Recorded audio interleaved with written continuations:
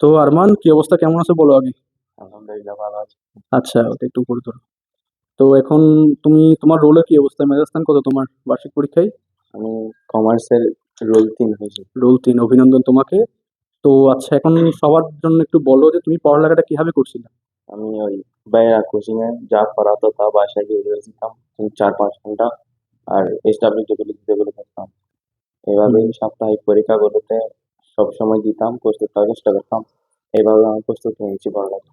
কিন্তু আর কোচিং এর যে কথাটা বলছো, মানে কোচিং হচ্ছে তোমাকে আসলে কিভাবে হেল্পটা করছে, বা কোচিং এর ভাইয়ারা তোমাকে কিভাবে হেল্পটা করছে? বাইরা যা সব সময় মেসেজ দিলে যা করলে রেসপন্স থাকতো, সাথে সাথে আনসার গুলো জানতে পারতাম আর প্রতিটা অধ্যায় ভালো করে পড়াতো।